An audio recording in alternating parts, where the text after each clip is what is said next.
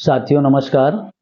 आप सभी का पुनः चंद्रा ग्लोबल स्टडी के इस प्लेटफॉर्म पर स्वागत है।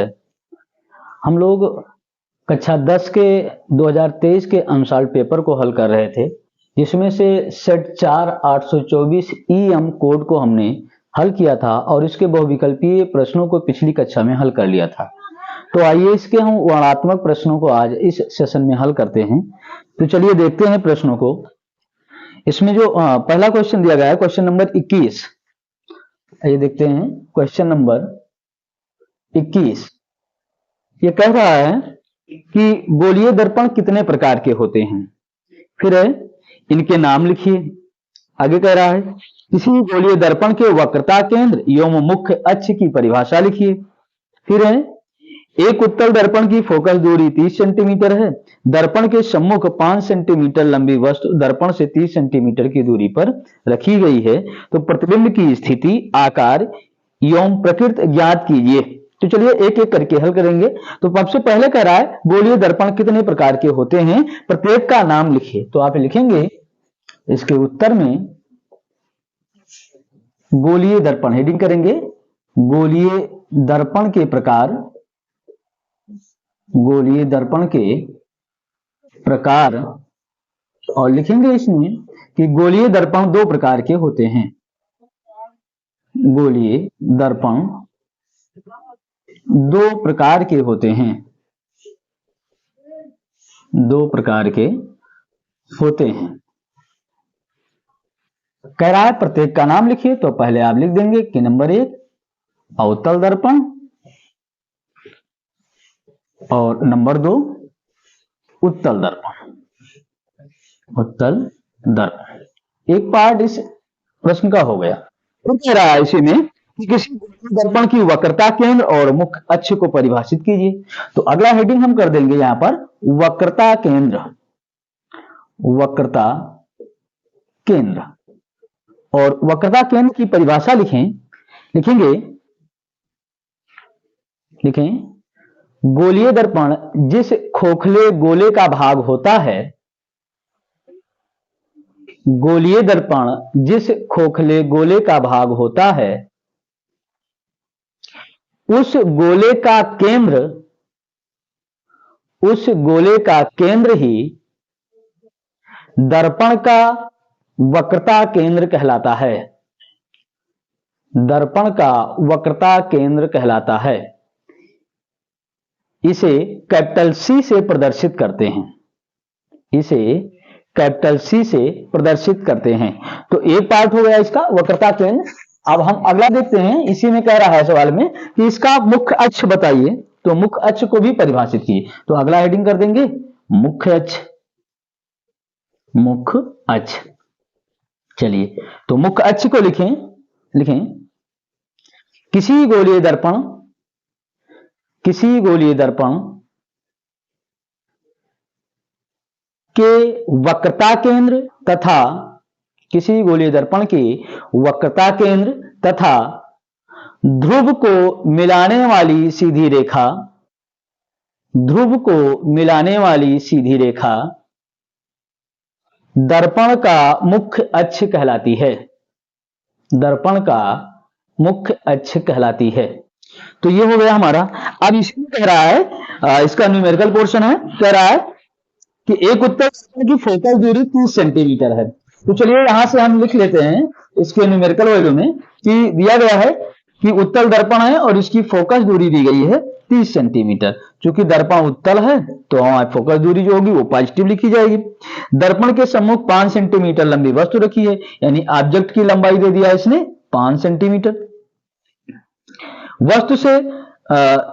वस्तु दर्पण से 30 सेंटीमीटर की दूरी पर रखी हुई है, तो u का मान दे दिया है -30 सेंटीमीटर। कह रहा है प्रतिबिंब की स्थिति यानी v फाइंड कर लीजिए, आकार यानी I बता दीजिए, और फिर लास्ट में कह रहा है कि इसकी प्रकृति बताओ कि क्या होगी। तो आइए इसको हल करते हैं कि इसकी प्रकृति क्या होगी। चलिए देखते हैं। तो हम लिखेंगे यहां से दर्पण सूत्र से,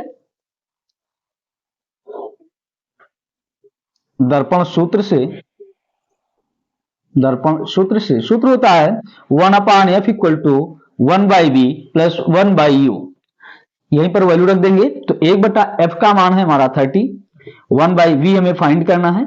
यहां ये मान है, u का मान है माइनस, तो ये हो जाएगा -1/30। हल करोगे तो 1/v बराबर आएगा, पक्षांतर करेंगे हम तो 1/30 प्लस 1/30। हल करोगे तो ये हो जाएगा 2/30। सॉल्व करोगे तो आएगा ये मान 1/15, यानी v बराबर हो जाएगा 15 सेंटीमीटर।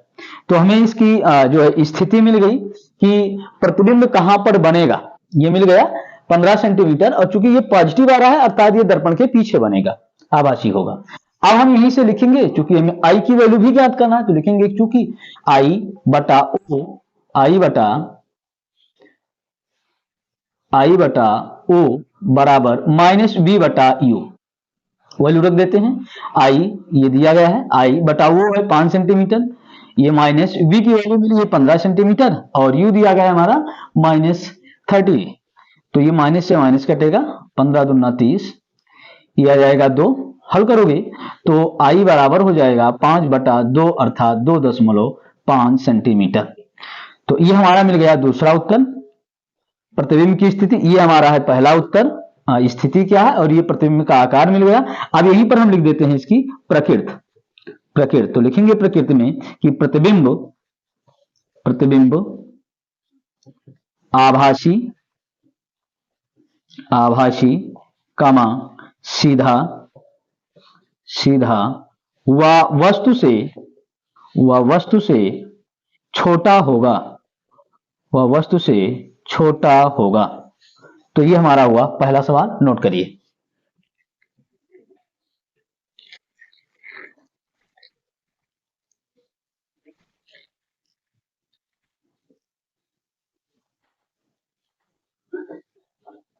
उम्मीद है आपने इसे लिख लिया होगा। तो आइए अब हम अगले प्रश्न को देखते हैं।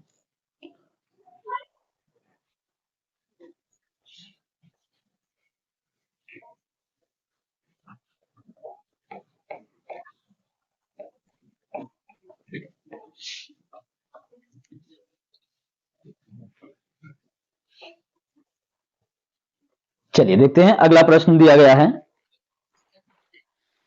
Question number 22। क्वेश्चन नंबर 22 कह रहा है, आंख की समंजन क्षमता का अर्थ क्या है? किसी उत्तल लेंस द्वारा प्रतिबिंब बनाने के लिए किरण आरेख बनाइए, और दो कंडीशन दी गई हैं। पहला है कि जब वस्तु लेंस से 2f की दूरी पर स्थित हो, और दूसरा बताया गया जब वस्तु 2f तथा अनंत के बीच में स्थित हो। तो पहला आप हेडिंग डालेंगे आंख की समंजन क्षमता। पहला हेडिंग डालिए आंख की समंजन क्षमता। आंख की समंजन क्षमता लिखें, इसमें लिखें सिलियरी मांसपेशियों के द्वारा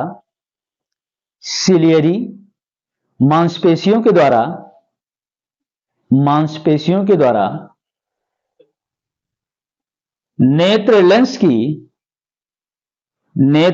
की दूरी को, नेत्र लेंस की फोकस दूरी को समायोजित करने की क्षमता समंजन क्षमता कहलाती है।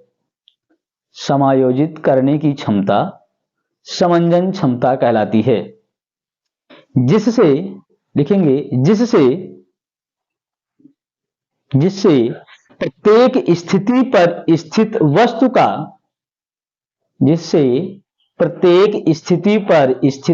का स्पष्ट प्रतिबिंब रेटिना पर प्राप्त किया जा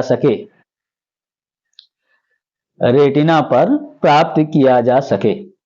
तो ये हो गया हमारे आंख की समंजन क्षमता की परिभाषा। अब हम इसी में और अगला पार्ट दिया गया है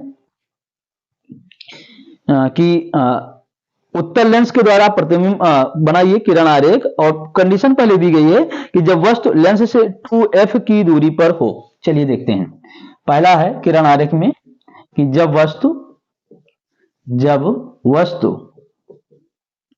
लेंस से 2f की दूरी पर स्थित हो। स्थित हो। चलिए इसको देखते हैं। यहां पर उत्तल लेंस बना लेते हैं इस तरह से।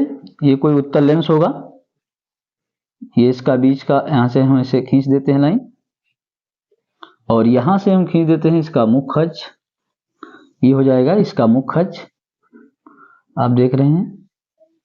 अब इसमें दो फोकसें होंगी, एक यहां पर हम मान लेते हैं ये है F1 F2, और ये इसको हम मान लेते हैं 2F। यहां पर इसको F1 F2 F1 और 2F1 कर देते हैं। यहां पर कर देते हैं F2, और ये हो जाएगा 2F2। इस तरह से दो फोकस दूरियां होंगी। कह रहा है कि जब वस्तु 2F की दूरी पर स्थित हो। अच्छा, यहाँ F कर रहा है तो आप चाहें तो F1 F2 लिखें या ऐसे रहने दीजिए, दोनों की फोकस दूरियां हैं, कोई दिक्कत नहीं है, आप ऐसे लिख दें। तो पहली स्थिति पर आप दिखा दीजिए कि वस्तु हमारी यहां पर रखी हुई है, यहां पर। तो ये मान लेते हैं A और B कोई वस्तु है हमारी। अब यहां ये इसका प्रकाशिक केंद्र C होगा। अब यहां से इस पर से किरण आरेख डालिए। एक किरण आरेख हम मुख्य अक्ष के समांतर डालेंगे, जो परावर्तन के बाद में कहां से जाएगा, इस फोकस से होकर के गुजरेगा, ऐसे जाएगा।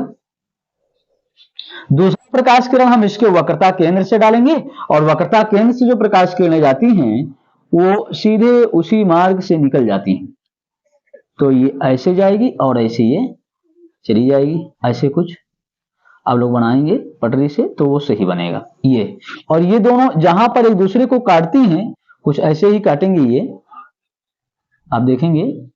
इसको आप पटरी से बनाएंगे तो सही बनेगा, ये कुछ ऐसे रहेगा, ऐसे। ये देखिए ऐसे, हाँ, पटरी से जब बनाएंगे तो सही बनेगा। तो ये कुछ ऐसे ही यहां पर एक दूसरे को काटेंगे, और जहां पर ये काटेंगी वहीं पर हमारा प्रतिबिंब बन जाएगा A डैश B डैश। तो यहां पर ये हो गया, जब वस्तु लेंस से 2F की दूरी पर स्थित हो तो उसका ये किरण आरेख हमें मिल गया। अब सवाल में इसी में कह रहा है कि जब वस्तु 2F एवं अनंत के बीच में स्थित हो, तो देखिए, तो हम यहां पर लिख लेते हैं, जब वस्तु 2F व अनंत के मध्य स्थित हो, तो आइए देखते हैं तब कैसे क्या होगा। यहां से फिर से हम एक लेंस बना लेते हैं, उत्तल लेंस, ऐसे, इस तरह से ये उत्तल लेंस हो जाएगा। यहां से हम खींच लेते हैं ध्रुव, यहां पर फोकस F, और यहां पर लिख देते हैं 2F। यहां पर हो जाएगा F, और ये हो जाएगा इसका 2F। अब कह रहा है कि जब वस्तु कहां स्थित हो, 2F व अनंत के मध्य, यानी हम मान लेते हैं कि वस्तु यहां पर स्थित है, ऐसे यहां पर वस्तु स्थित है A और B। तो अब देखें कि प्रतिबिंब इसका कहां बनेगा, आइए देखते हैं। एक उसी तरह से ये इसका प्रकाशिक केंद्र C है, तो एक प्रकाश किरण हम यहां से डालते हैं, और परावर्तन के बाद में ये कहां से जाएगा, तो ये फोकस से होकर के ऐसे गुजरेगा, यहां से जाएगा। और दूसरा हम इसके प्रकाशिक केंद्र से दिखा देते हैं, ऐसे जाएगा, तो ऐसे जाएगा, तो ये ऐसे निकल जाएगा। अब ये जहां पर एक दूसरे को काट रहे हैं वहीं पर हमारा प्रतिबिंब बन जाएगा A डैश और B डैश।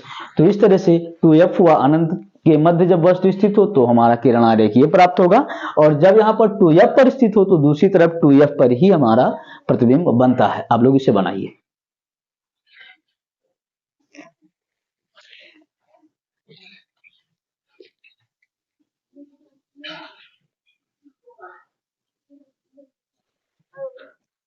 उम्मीद है आपने इसे बना लिया होगा, लिख लिया होगा। तो चलिए अगला क्वेश्चन देखते हैं।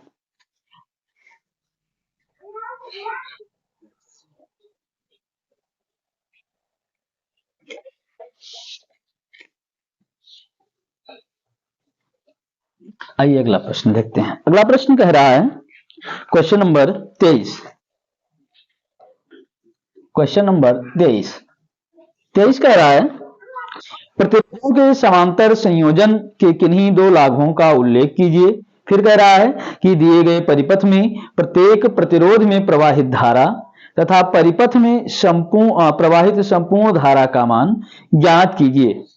प्रत्येक प्रतिरोध में प्रवाहित धारा का मान तथा परिपथ में प्रवाहित संपूर्ण धारा का मान ज्ञात कीजिए। आई की वैल्यू आपको यहां पर ज्ञात करना है। तो सबसे पहले हेडिंग डालिए समांतर संयोजन से लाभ। हेडिंग करेंगे प्रतिरोधों के समांतर संयोजन के लाभ। समांतर संयोजन के लाभ, ये दो लाभ की बात कर रहा है। हम लोग दो लाभ लिख देंगे यहां पर। तो पहला लिखेंगे नंबर एक लिखेंगे प्रतिरोधों के समांतर क्रम संयोजन से, प्रतिरोधों के समांतर क्रम संयोजन से तुल्य प्रतिरोध का मान न्यूनतम होता है। तुल्य प्रतिरोध का मान न्यूनतम होता है। तो ये हो गया हमारा पहला। और दूसरा लिख लेंगे यहां पर। दूसरा लिखें समांतर क्रम संयोजन से, समांतर क्रम संयोजन से प्रत्येक प्रतिरोध में विभवांतर समान होता है। प्रत्येक प्रतिरोध में विभवांतर समान होता है। तो ये हमारे दो लाभ हो गए। अब यहां पर एक फिगर बना हुआ है और हम कह रहा है कि इसमें प्रत्येक प्रतिरोध में धारा का मान और परिणामी धारा का मान ज्ञात करिए। तो चलिए हम फिगर बनाते हैं। देखेंगे एक प्रतिरोध दिया गया है, इसे दूसरा है और एक तीसरा प्रतिरोध है। इस तरह से तीन प्रतिरोध दिए गए हैं। यहां पर हम इसको बना लेते हैं। इस तरह से ये तीनों प्रतिरोध दिए गए हैं। यहां एक अमीटर बताया गया है कि लगा हुआ है और इस तरह से यहां से इसको एक स्रोत से जोड़ दिया गया है। अच्छा, यहां से आई धारा प्रवाहित हो रही है जो क्रमशः I1, I2 और I3 में विभक्त हो रही है। इसका प्रतिरोध है 8 ओम, ये है 12 ओम और ये दिया गया है 24 ओम। यहां फिर से हमें धारा मिलती है और लास्ट में हमें परिणामी धारा प्राप्त हो जाती है। जो यहां पर स्रोत है वो है 8 वोल्ट का। सवाल में कह रहा है कि प्रत्येक प्रतिरोध में प्रवाहित धारा का मान तथा परिपथ में प्रवाहित संपूर्ण धारा का मान ज्ञात कीजिए। तो चलिए देखते हैं इस सवाल को कैसे हल करेंगे। देखें, हम मान लेते हैं कि ये है R1 बराबर 8 ओम, R2 बराबर 12 ओम और R3 बराबर 24 ओम। ठीक है, तीनों प्रतिरोध हमारे जुड़े हुए हैं किस क्रम में? समांतर क्रम में। तो सबसे पहले हम परिणामी प्रतिरोध ज्ञात करते हैं। तो चलिए देखते हैं यहां से। परिणामी प्रतिरोध के लिए लिखेंगे कि सूत्र होता है, चूंकि 1/R बराबर 1/R1 plus 1/R2 plus 1/R3, value रख देंगे 1/8 प्लस 1/12 प्लस 1/24। एलसीएम आ जाएगा 24, 8 तिरिक 24, 12 दूना 24 और 24 एकम 24। ये हो जाएगा 3 2 5 1 6, 6/24। तो R बराबर मिलेगा 24/6, 6 चौको 24। तो परिणामी प्रतिरोध हमें मिल गया 4 ओम का। पहला काम हो गया। अब यहां पर विभवांतर दिया गया है कि चूंकि V बराबर है 8 वोल्ट, तो I हम यहां से ज्ञात कर लें। तो ओम के नियम से लिखेंगे, ओम के नियमानुसार, ओम का नियम कहता है V बराबर I इंटू R। तो I बराबर हो जाएगा V/R। यहीं पर वैल्यू रख देंगे। V का मान है 8, R का मान है 4, भाग करेंगे तो मान आएगा 2 एम्पियर। तो ये हमारा परिणामी प्रतिरोध हो जाएगा। इसको हम लिख देंगे यहां से, परिणामी धारा हो जाएगी। परिणामी धारा या कुल धारा का मान हमें यहां से मिल जाएगा। यानी संपूर्ण परिपथ में धारा कितनी प्रवाहित हो रही है? 2 एम्पियर की धारा प्रवाहित हो रही है। अब वही 2 एम्पियर की धारा यहां अलग अलग प्रतिरोधों में अलग अलग है, लेकिन सभी में विभवांतर तो समान होगा। यानी अगर 8 ओम का विभवांतर यहां है तो 8 ओम का इसमें भी होगा, 8 का इसमें भी होगा, 8 का यहां पर भी विभवांतर होगा। क्योंकि समांतर क्रम में विभवांतर समान होता है। तो अब हम देख लेते हैं एक एक करके। तो लिखेंगे कि चूंकि R1 बराबर 8 ओम और V1 और V बराबर है 8 वोल्ट, 8 वोल्ट, तो I1 बराबर क्या होगा, तो सूत्र लिख देंगे यहाँ पर। इसलिए I1 बराबर आपने लिखा है कि V बटे R1 हो जाएगा, तो ये हो जाएगा 8 बटा 8, तो मान आएगा 1 एम्पियर, यानी कि हमारे पहले प्रतिरोध में 1 एम्पियर की धारा प्रवाहित होगी। इसी प्रकार आप देखेंगे, इसी प्रकार अब दूसरा देख लीजिए, I2 बराबर क्या हो जाएगा, V वही रहेगा, V अपान R2 हो जाएगा। तो V हमारा तो 8 नियत है और R2 दिया गया है 12। आप हल करोगे इसे तो कितना आएगा, डिवाइड कर देंगे, 4 दूनी 8, 4 तेई 12, 2 बटा 3 आ रहा है, भाग करोगे 0.3 6 18, 3 6 18, 0.67 एम्पियर, ये हमारा दूसरा मान मिल जाएगा।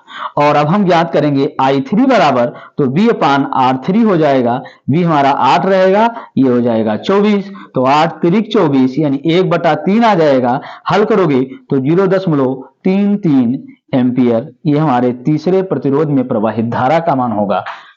उम्मीद है ये समझ में आया होगा, आप लोग नोट करिए इसे, लिखिए।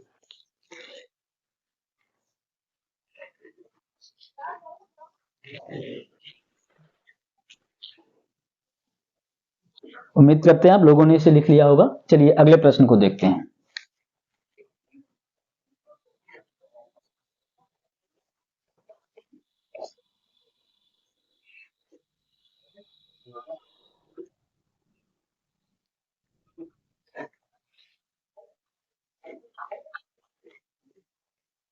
आइए देखते हैं अगला प्रश्न। क्वेश्चन नंबर 24 दिया गया है और ये प्रश्न हमारे सिलेबस से हटा दिया गया, हमें इसको नहीं हल करना है। अब हम बात करेंगे उपखंड ख अर्थात रसायन विज्ञान के सवालों की, जो दिया गया है क्वेश्चन नंबर 25। क्वेश्चन नंबर 25 देखते हैं। क्वेश्चन नंबर 25 का क दिया गया है, क रासायनिक समीकरण को संतुलित कीजिए। रासायनिक समीकरण को संतुलित कीजिए। चलिए देखते हैं। पहला लिखा हुआ है फर्स्ट H2SO4 एक्वस है, जलीय विलयन है, प्लस NaOH, ये भी एक्वस है, gives that Na2SO4 sodium sulphate बना रहा है, एक्वस है, और प्लस H2O, ये लिक्विड फॉर्म में है। पहला सवाल है। दूसरा लिखा हुआ है बैलेंस करने में ही, MgCl2 एक्वस है, प्लस AgNO3 ये भी एक्वस फॉर्म में है। अगला है NO3 और अगला ये भी एक्वस फॉर्म में दिया गया है, एक्वस है, और प्लस है AgCl, ये भी गैसियस स्टेट में है। चलिए देखते हैं इसको। पहले चीज यहां पर आप समझें कि ये गलत लिखा हुआ है, इसको हम लिखेंगे MgNO3 का होल ट्वाइस, ये हमारा तब जाकर के मैग्नीशियम नाइट्रेट बनेगा। ठीक है, तो चलिए अब देखते हैं, बैलेंस करेंगे इसको, देखेंगे दोनों पक्षों में परमाणुओं की संख्या बराबर हो तो ये समीकरण संतुलित होगा। दो हाइड्रोजन है, ठीक है, एक सोडियम है, यहाँ पर 2 सोडियम है, तो हम इसमें 2 से गुणा कर देंगे तो हो जाएगा 2Na, यहाँ पर भी Na2 दिया गया, ठीक है। यहाँ देखें एक सल्फर, ऑक्सीजन देखेंगे यहाँ पर है 4 2 6, और इधर कितने हैं 4, और यहाँ पर कितने हैं, यहाँ पर 2 है, तो हम 2 से गुणा कर देंगे। अब हाइड्रोजन देख लीजिए 2 2 4 और 2 और 2 4, तो इस तरह से ये हमारा बैलेंस इक्वेशन बन जाएगा। आइए इसको देखते हैं। यहाँ एक मैग्नीशियम, ठीक है, यहाँ एक Ag है, यहाँ देखो Cl2 2 है लेकिन यहाँ पर 1 है, तो हम यहाँ पर 2 से गुणा कर देंगे, ठीक है। यहाँ देखिए NO3 दिया गया है, NO3 कितने हैं, 1 है, यहाँ पर होल ट्वाइस लगा है 2, तो हम यहां पर 2 से गुणा कर लेंगे तो 2Ag भी हो जाएगा और ये हमारा समीकरण बैलेंस हो जाएगा। नोट करिए इसे।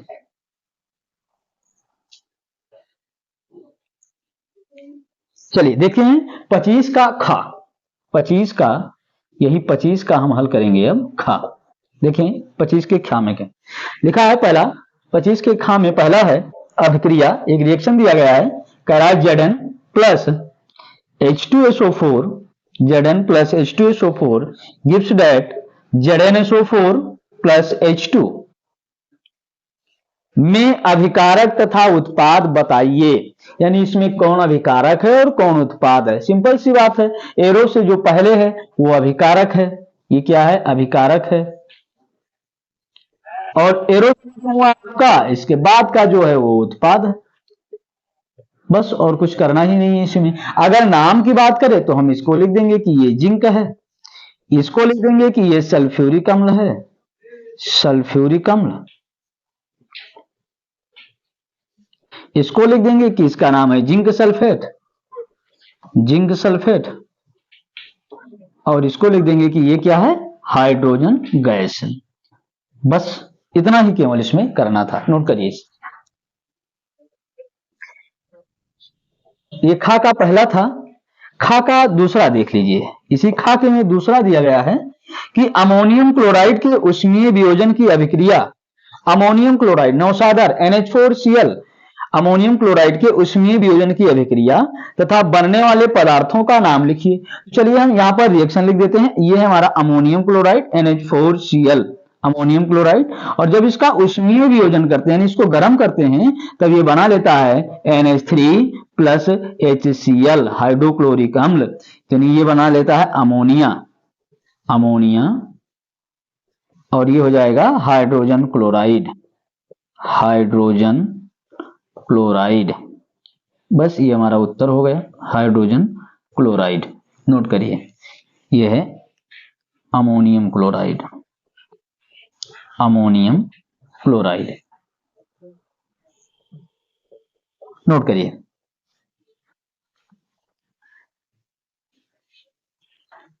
उम्मीद है आपने इसे लिख लिया होगा। तो चलिए अब अगला क्वेश्चन देखते हैं।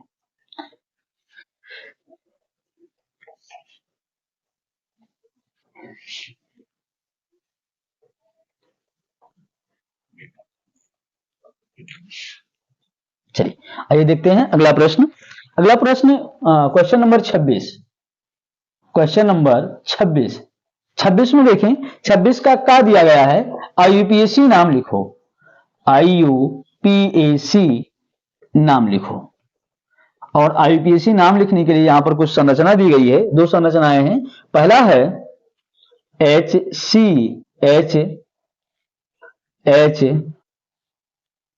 C double bond O C और H। एक ये दिया गया है कि इसका IUPAC नाम लिखिए, और दूसरा यहीं पर बना हुआ है HCH, 2 2 4 6 कार्बन है, तो हम लिख लेते हैं इसे 6 कार्बन, 2 3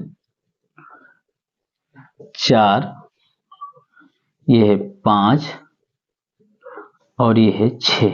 ये 6 कार्बन दिए गए हैं, और छठे कार्बन से यहां से जुड़ा है एक OH समूह। कह रहा है कि इनका IUPAC नाम लिखिए। तो चलिए देखते हैं इनका IUPAC नाम क्या होगा। देखेंगे इसमें कि यहां पर एक CO समूह, कीटो समूह जुड़ा हुआ है, और कीटो समूह यहां पर कुल कार्बन कितने हैं, 3, तो 3 कार्बन है, तो उसके लिए लिखेंगे हम प्रोप, प्रोप। सब सिंगल बॉन्ड से जुड़े हैं तो लिख देंगे N, प्रोपेन। और अब क्या है, CO समूह है, तो CO समूह कीटो समूह है, और इसके लिए नाम के अंत में ONE, ओन जोड़ देते हैं। तो क्या करेंगे, स्मॉल ई हटाएंगे और जोड़ेंगे ओन। लेकिन उससे पहले हम यहाँ पर इनका संख्या भी प्रदर्शित करेंगे कि किस नंबर कार्बन से ऑक्सीजन जुड़ा हुआ है, तो नंबर 2 से जुड़ा है, तो प्रोपेन 2 ओन इसका नाम हो जाएगा। आइए इसको देखते हैं। टोटल कार्बन कितने, 2 4 6, तो 6 कार्बन है तो हम लिखेंगे हेक्स। सब सिंगल बॉन्ड से हैं तो एन, हेक्सेन हो जाएगा। और यहाँ OH समूह जुड़ा हुआ है, तो OH समूह के लिए हम लास्ट में सफिक्स के रूप में लिखते हैं OL, ऑल, तो नाम हो जाएगा स्मॉल ई हटा करके और जोड़ेंगे OL, नाम हो जाएगा हेक्सेनॉल। नोट करेंगे हेक्सेनॉल।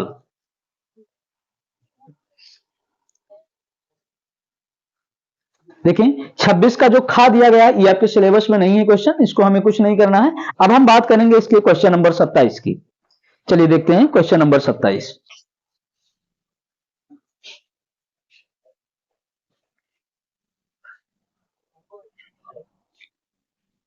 क्वेश्चन नंबर 27 इसका कह रहा है, क्वेश्चन नंबर 27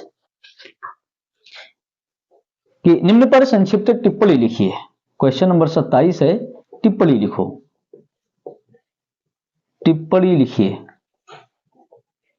चलिए देखिए टिप्पणी किस पर लिखना है, तो उसके लिए देखें, पहला दिया गया है, पहला का, और का में है योगात्मक एवं प्रतिस्थापन अभिक्रियाएं। तो पहला हेडिंग करेंगे योगात्मक अभिक्रियाएं, योगात्मक अभिक्रिया,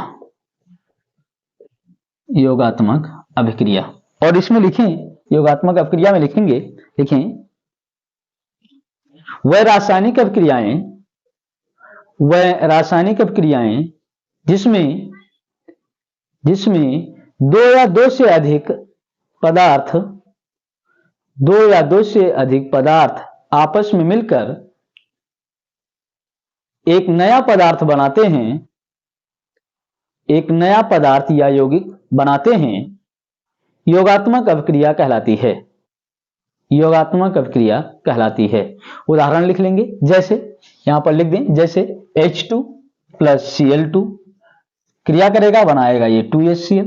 एक उदाहरण और देते हैं, 2H2 प्लस O2, अब क्रिया होगी, बनाएगा ये 2H2O। नोट करेंगे। इसी में दूसरा दिया गया है प्रतिस्थापन अभिक्रियाएं, तो अगला हेडिंग करेंगे प्रतिस्थापन अभिक्रिया, प्रतिस्थापन अभिक्रिया, प्रतिस्थापन अभिक्रिया लिखेंगे। इसमें लिखें वह रासायनिक अभिक्रियाएं जिनमें, वह रासायनिक अभिक्रियाएं जिनमें कोई परमाणु या परमाणुओं का समूह, कोई परमाणु या परमाणुओं का समूह किसी अन्य परमाणु या परमाणुओं के समूह को, किसी अन्य परमाणु या परमाणुओं के समूह को हटा देता हो और स्वयं जुड़ जाता हो, हटा देता हो और स्वयं जुड़ जाता हो, प्रतिस्थापन अभिक्रिया कहलाती है, प्रतिस्थापन अभिक्रिया कहलाती है। उदाहरण लिख देंगे, जैसे Zn प्लस H2SO4 जब अभिक्रिया करता है तो यहां से ये हाइड्रोजन को प्रतिस्थापित कर देता है, बना लेता है ये ZnSO4 और प्लस H2, हाइड्रोजन गैस यहां से अलग हो जाती है। तो ये हो जाएगी हमारी प्रतिस्थापन अभिक्रिया। खा इसी में दिया गया है। दूसरा उदाहरण है कि मिशेल, व्हाट इज मिशेल, हेडिंग करेंगे मिशेल, मिशेल। तो चलिए यहां पर हम मिशेल को परिभाषित करेंगे, लिखेंगे मिशेल के बारे में, लिखें जब साबुन को जल में घोला जाता है, मिशेल के बारे में लिखें, जब साबुन को जल में घोला जाता है तो यह जल में, तो यह जल में एक कोलाइड विलयन बना लेता है, जल में एक कोलाइडी विलयन बना लेता है, जिसमें साबुन के अणु, जिसमें साबुन के अणु एक साथ इकट्ठे होकर, साबुन के अणु एक साथ इकट्ठे होकर गोलाकार मिशेल का निर्माण करते हैं, गोलाकार मिशेल का निर्माण करते हैं।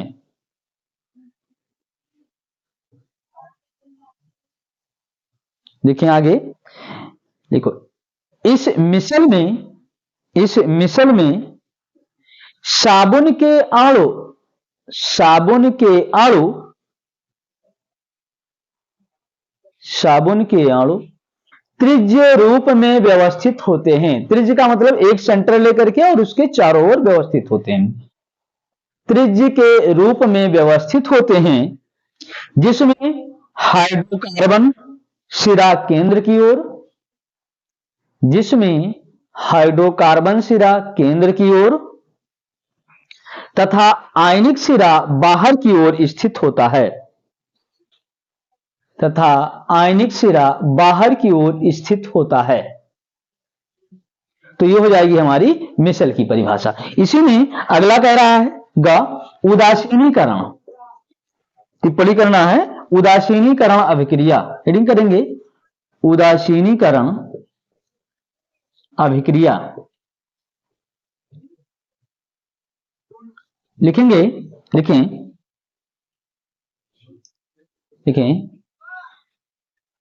किसी अम्ल तथा क्षार की अभिक्रिया, किसी अम्ल तथा क्षार की अभिक्रिया उदासीनीकरण अभिक्रिया कहलाती है। उदासीनीकरण अभिक्रिया कहलाती है। इस अभिक्रिया के फलस्वरूप लवण तथा जल बनता है। इस अभिक्रिया के फलस्वरूप लवण तथा जल बनता है। रिएक्शन दिखा देंगे, जैसे HCl अम्ल है और NaOH एक क्षार है। जब ये आपस में क्रिया करते हैं तो ये बना देता है NaCl लवण और प्लस H2O जल बन जाता है। नोट करेंगे।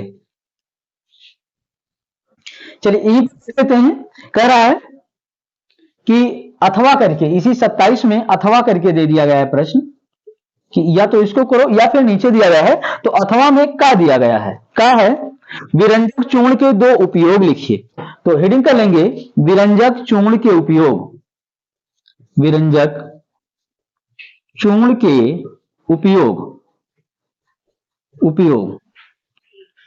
और इसमें पहला उपयोग लिखेंगे, लिखें पहला, कपड़ों के विरंजकीकरण हेतु इसका उपयोग किया जाता है। कपड़ों के विरंजकीकरण हेतु इसका उपयोग किया जाता है। विरंजकीकरण का मतलब है उसके रंग हटाने के लिए। और दूसरा उपयोग यहीं पर दूसरा लिखें, लिखें, पीने के पानी को, पीने के पानी को जीवाणु रहित करने हेतु इसका उपयोग किया जाता है। पीने के पानी को जीवाणु रहित करने हेतु इसका उपयोग किया जाता है। आइए अगले प्रश्न को देखते हैं। अगला प्रश्न कह रहा है खा, कह रहा है संक्षारण क्या है। तो हेडिंग करेंगे हम संक्षारण, संक्षारण लिखेंगे। संक्षारण में लिखें, देखो, किसी धातु की, किसी धातु की ऊपरी सतह का, किसी धातु की ऊपरी सतह का नमी तथा वायु की उपस्थिति में, नमी तथा वायु की उपस्थिति में धीरे धीरे क्षय होने की क्रिया, धीरे धीरे क्षय होने की क्रिया संक्षारण कहलाती है। संक्षारण कहलाती है। उदाहरण लिख लेंगे, जैसे, उदाहरण लिख लेंगे, जैसे लोहे पर जंग का लगना, जैसे लोहे पर जंग का लगना। इसमें कह रहा है कि इसके निवारण की दो विधियां लिखिए।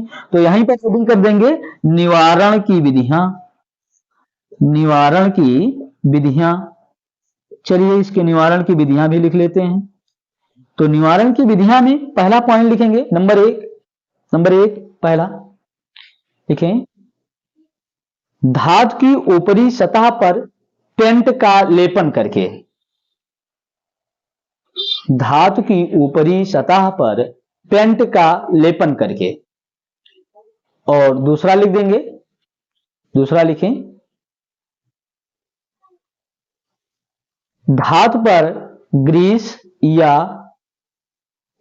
या तेल आदि लगाकर संक्षारण से बचाया जा सकता है। तेल आदि लगाकर संक्षारण से बचाया जा सकता है। तो ये हो गया दूसरा। अब यहीं पर एक गा करके और दिया गया है। क्वेश्चन है प्लास्टर ऑफ पेरिस का कोई एक उपयोग लिखिए। तो लिखेंगे हम पीओपी के उपयोग, पीओपी के उपयोग। और उपयोग में पहला पॉइंट करके लिख देंगे पीओपी का उपयोग लिखें। इसका उपयोग, इसका उपयोग हड्डियों को जोड़ने हेतु, टूटी हुई हड्डियों को जोड़ने हेतु प्लास्टर चढ़ाने के लिए किया जाता है। प्लास्टर चढ़ाने के लिए किया जाता है। दूसरा लिखेंगे नंबर दो, खिलौने व मूर्तियां आदि बनाने में इसका उपयोग होता है। खिलौने व मूर्तियां आदि बनाने में इसका उपयोग किया जाता है। तो इस तरह से हमारा ये सेट 4 भी पूरी तरह से ये कंप्लीट हो रहा है। उम्मीद करते हैं आप सभी को ये प्रश्न अच्छी तरह से समझ में आए होंगे। अगर इससे पहले के पार्ट को आप देखना है तो हमारी पिछली क्लासों को देखिए, पिछली वीडियो प्लेलिस्ट पर पड़ा हुआ है, आप वहां से जाकर के इसे देख सकते हैं। तो तब तक के लिए आप सभी अच्छी तरह से अपनी तैयारी करिए, अपना ध्यान रखिए, ख्याल रखिए।